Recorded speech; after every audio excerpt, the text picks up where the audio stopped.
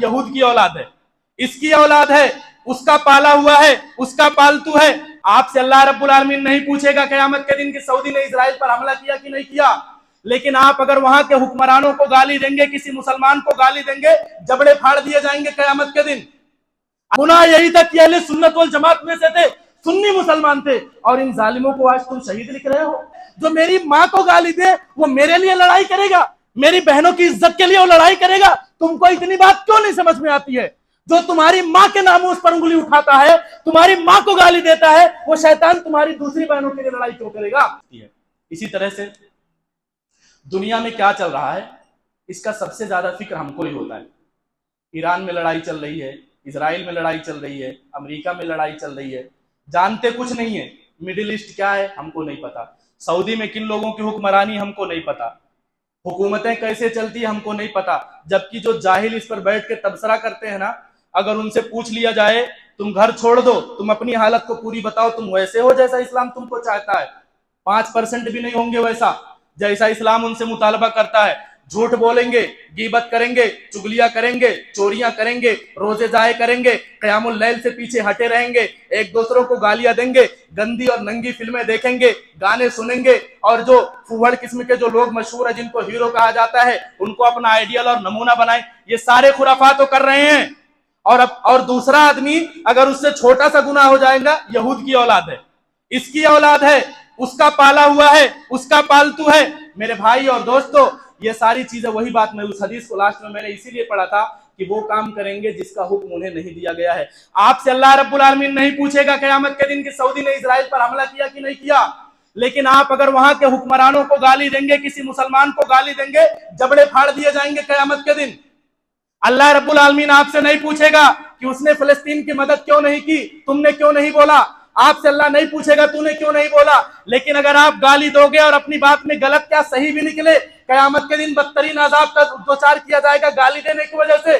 آپ کو قیامت کے دن اس سے نہیں پوچھا جائے گا. اور حالت ہماری ایسی ہو گئی ہے کہ سوشل میڈیا کے ذریعہ خرافاتی لوگوں کو ہمارا قائد اور ہیرو بنا دیا گیا ہے. ابھی آج ہی کی لڑائی میں آیت اللہ خامنائی جس کی موت ابھی ہوئی ہے، مردود انسان کی، ہمارے اپنے کتنے لوگ ہیں شہید، ایسا ویسا، مسلمانوں کا لیڈر، مسلمانوں کا مسیحا، مسلمانوں کا یہ، مسلمانوں کا وہ بنا کر کے پیش کیا جا رہا ہے، دعائیہ کلمات کیے جا رہے ہیں. میرے بھائیوں، آپ کو پتا ہے لیبیا کا نام سنا ہے، سیریا کا نام سنا ہے، شام کا نام سنا ہے، عراق کا نام سنا ہے، یمن کا نام سنا ہے. ان کے لوگوں سے کبھی ملے ہو؟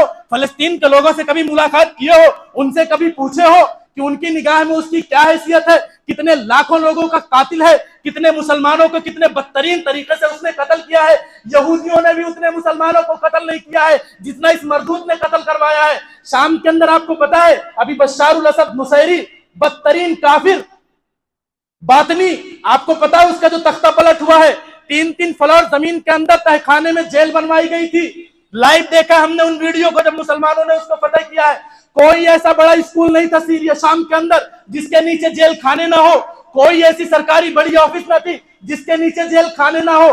نیچے پتا ہے کہ جیل ہے زمین کے اندر. راستہ ڈھونڈنے کے لیے لاکھوں لاکھوں ڈالر کا انعام رکھا. 22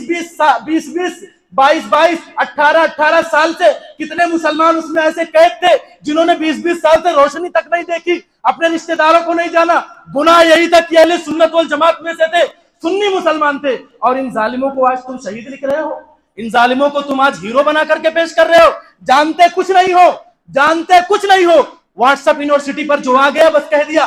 کبھی ان لوگوں سے ملو کہ انہوں نے کس درد کو جھیلا ہے، کس تکلیف کو ان لوگوں نے برداشت کیا ہے. آج وہ مارا گیا ہے، جن کے گھر والوں کو قتل کیا تھا وہ تکبیرات پڑھ رہے ہیں خوشی میں، وہ مٹھائیاں تقسیم کر رہے ہیں، اور ہم یہاں ماتم کر رہے ہیں کہ ہیرو تھا، شہید ہو گیا، لیڈر تھا، ایسا تھا ویسا تھا. جس کے لیے آپ شہید کا لفظ استعمال کر رہے ہو، ابو لولو فیروز مجوسی. کون کون جانتا ہے؟ ہاتھ اٹھائیں. کون تھا؟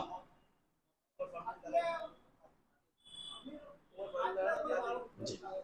حضرت عمر فاروق رضی اللہ تعالی عنہ کا قاتل، مجوسی، ایرانی، ابو لولو فیروز مجوسی. آپ کو پتا ہے اس کی مزار کہاں ہے؟ نہیں پتا ہو ابھی یوٹیوب پہ ڈالیے، اب بھی ڈالیے اور خود دیکھ لیجئے اس کی مزار کہاں ہے. اس کے طواف ہوتے ہیں.